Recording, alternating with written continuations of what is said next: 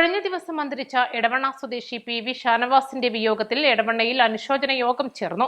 എടവണ്ണ മേഖലയിലെ കലാ-സാംസ്കാരിക രംഗങ്ങളിൽ സജീവ സാന്നിധ്യമായിരുന്നു ഷാനവാസ്. എടവണ്ണ വുഡ് പ്ലാസ ഓഡിറ്റോറിയത്തിൽ നടന്ന യോഗത്തിൽ ഗ്രാമപഞ്ചായത്ത് പ്രസിഡന്റ് ടി അഭിലാഷ് അനുശോചന പ്രഭാഷണം നടത്തി.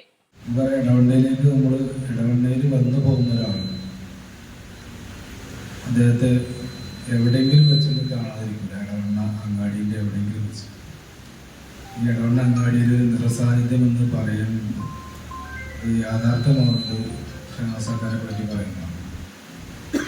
ആ രീതിയിൽ എടവണ്ണയിലെ നിറസാന്നിധ്യം നേരത്തെ പറഞ്ഞ പോലെ തന്നെ സംഗീതത്തിൻ്റെ അദ്ദേഹത്തിൻ്റെ വീടിൻ്റെ പേര് പറയാൻ ഗസൽ എന്നാണ്.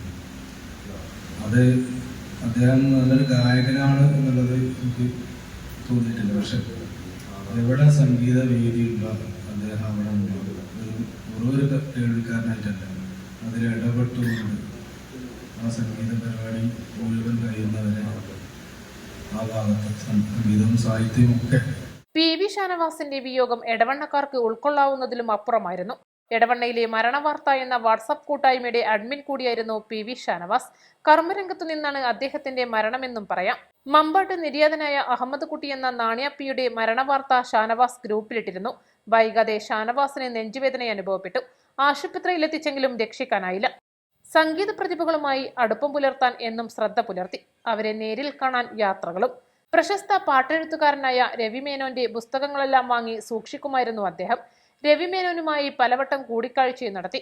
ചരിത്ര സാമഗ്രികളും പ്രത്യേകമേറിയ പത്രത്താളുകളും ഗ്രാമഫോൺ, റേഡിയോ തുടങ്ങിയവയുടെയും സൂക്ഷിപ്പുപുര കൂടിയായിരുന്നു അദ്ദേഹത്തിന്റെ ഗസൽ എന്ന പേരിലെ വസതി. അനുശോചന ചടങ്ങിൽ അംജദ് മാട്ടുമൽ അധ്യക്ഷനായി. Kadooran juvenile sports club president P Shamsuddin, doctor A Saifuddin, EA Majeed, Ajay സഗ, PP Shahin, VP Sadiq, magician Shahjahan എന്നിവർ സംസാരിച്ചു. East live, Edavanna.